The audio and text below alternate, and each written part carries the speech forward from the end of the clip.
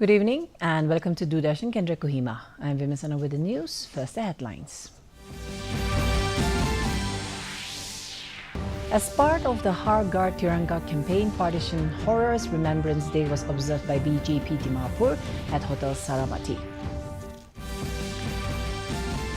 President Draupadi Murmu to address the nation on the eve of the 79th Independence Day.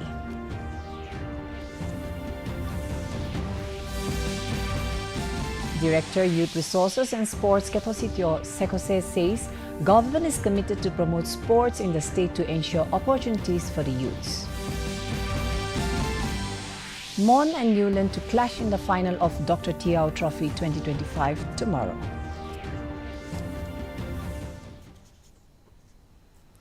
And now the details. Today is Partition Horrors Remembrance Day. It commemorates the victims and sufferings of people during the partition of India in 1947. This day, the nation pays homage to all of those who sacrificed their lives and suffered unimaginable pain during the partition in 1947.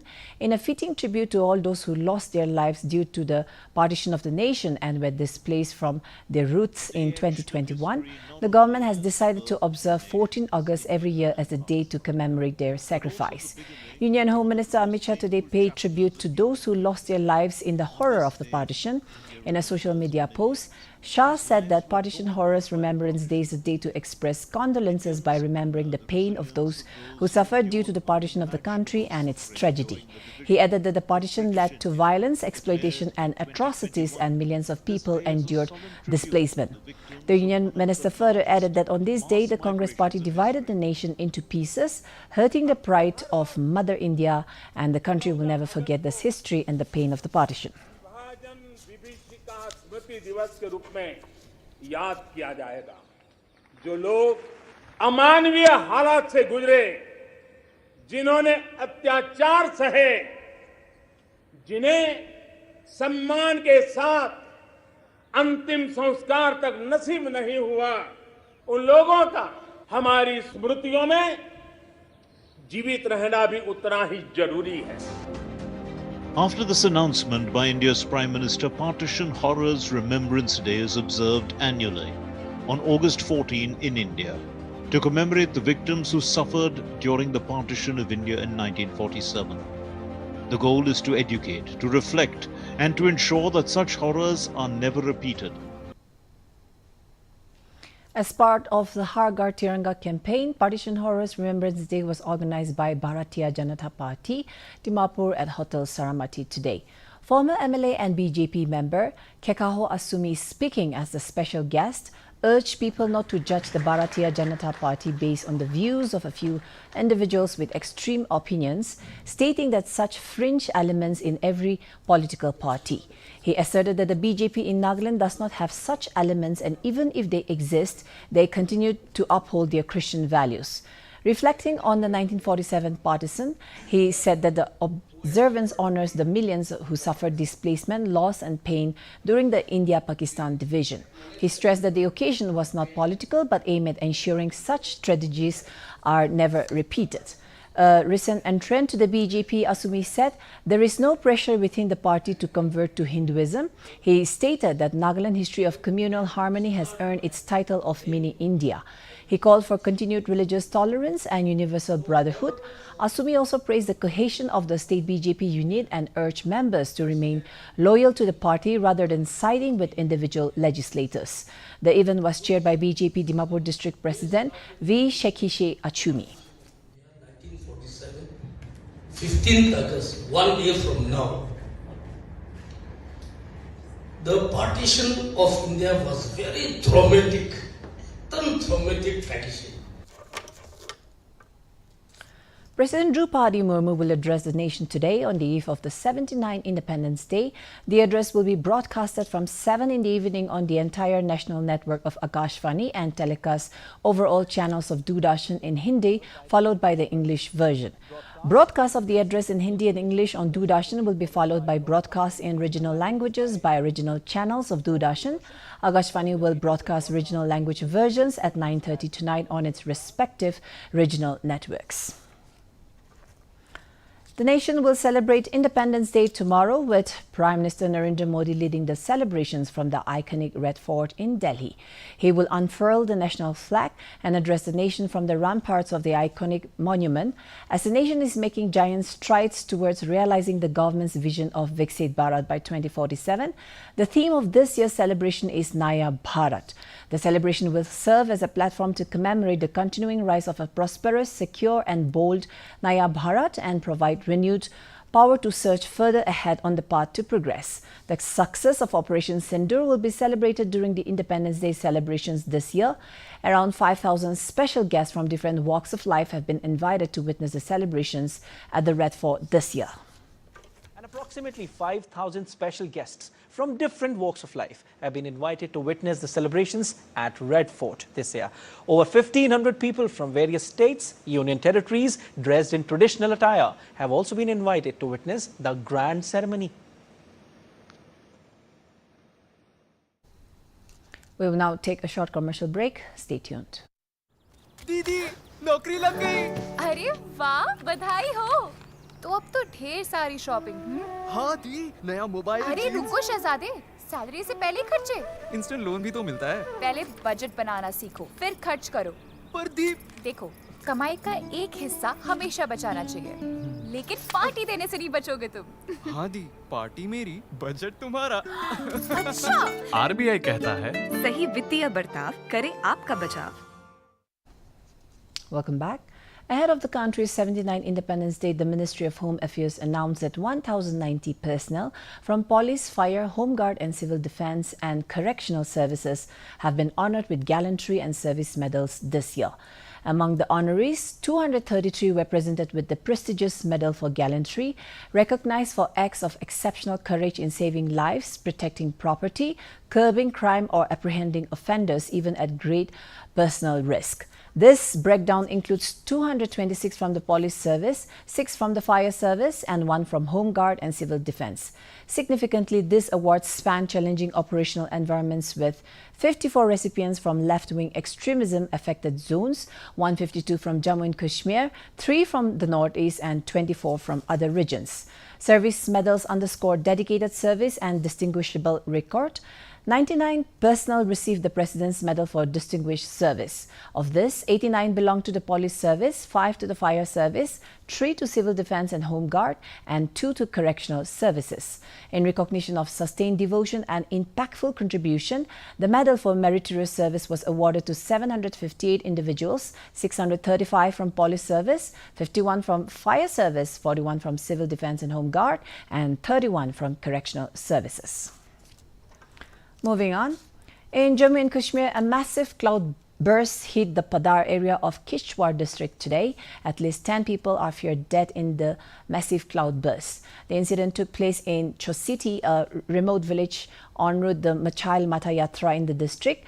Chasoti is the last motorable village en route to the shrine. However, the annual Racha to the shrine has been suspended following the incident as authorities mobilize all resources and are heading to the scene to conduct a massive rescue and relief operation.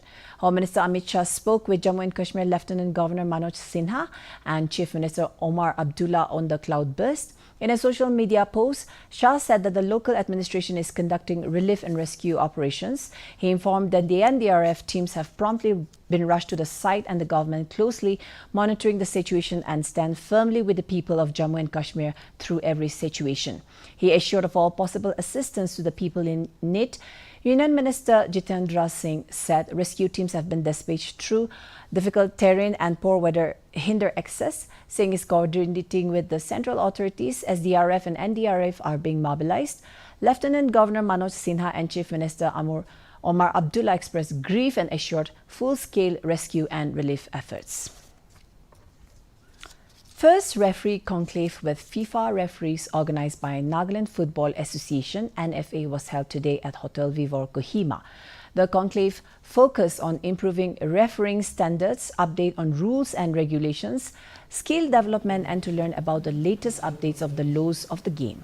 Director Youth Resources and Sports Nagaland, Ketositio Sekose, in his short speech said that the government is committed to promote sports in the state to ensure opportunities for the youths. Sekose also called upon the referees to go further and reach the international level. He also encouraged the Nagaland Football Association to continue working on uplifting football in Nagaland and fostering a professional sports industry through such activities. Sekose also highlighted on the important role of referees in football.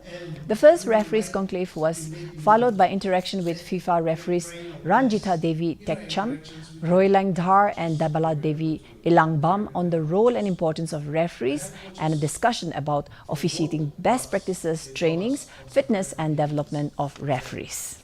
It is the coach that is very important to the game, very important to the teams.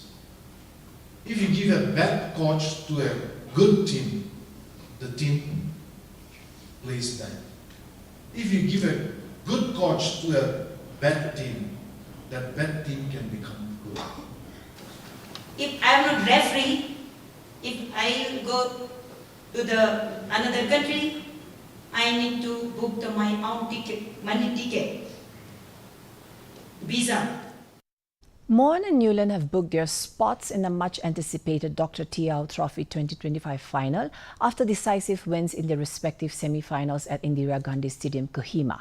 In the first semi-final, Mon outclassed Mokokchung 3-0 with goals from Lai Wang, K. Arap and Amun.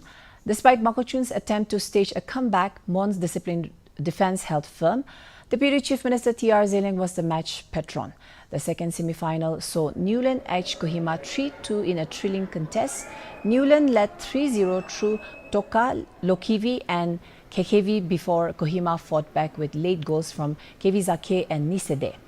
An all-women referee team led by FIFA referee Ranjitha Devi Tekcham officiated the match. Deputy Chief Minister Y. Patton was the match patron.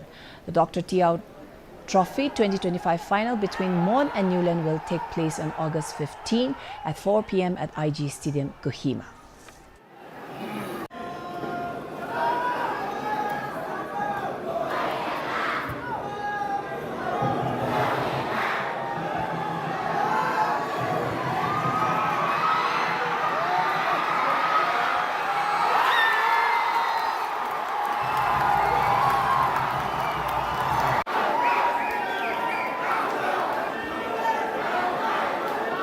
That was the third goal.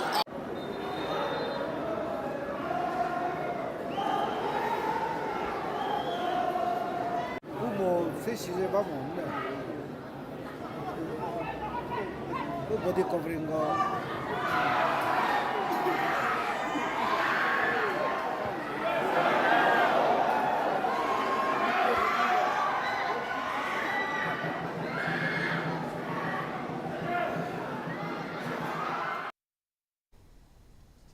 We will now look at the weather report from the district headquarters of Nagaland. Kohima today recorded a maximum temperature of 23 degrees Celsius and a minimum temperature of 20 degrees Celsius, while Dimapur had a maximum temperature of 29 degrees Celsius and a minimum temperature of 25 degrees Celsius. Wokha experienced a maximum temperature of 25 degrees Celsius and a minimum temperature of 23 degrees Celsius. Mokokchung had a maximum temperature of 25 degrees Celsius and a minimum temperature of 22 degrees Celsius. Mon had a maximum temperature of 28 degrees Celsius and a minimum temperature of 24 degrees Celsius. Towards the east, Twinsang had a maximum temperature of 20 degrees Celsius and a minimum temperature of 17 degrees Celsius. Zinabuto had a maximum temperature of 22 degrees Celsius and a minimum temperature of 20 degrees Celsius. Phak had a maximum temperature of 20 degrees Celsius and a minimum temperature of 17 degrees Celsius. That's all for the weather report. And before we close, a recap of the main points. As part of the Har Ghar Tiranga campaign, Partition Horrors Remembrance Day was observed by BJP Dimapur at Hotel Saramati.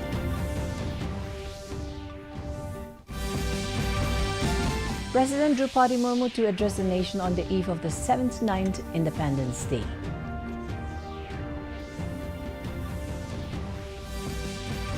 Director, Youth Resources and Sports, Ketositio Sekose says government is committed to promote sports in the state to ensure opportunities for the youths. Mon and Newland to clash in the final of Dr. Tiao Trophy 2025 tomorrow. And with that, we close tonight's news edition. Thank you for your company. Have a good night.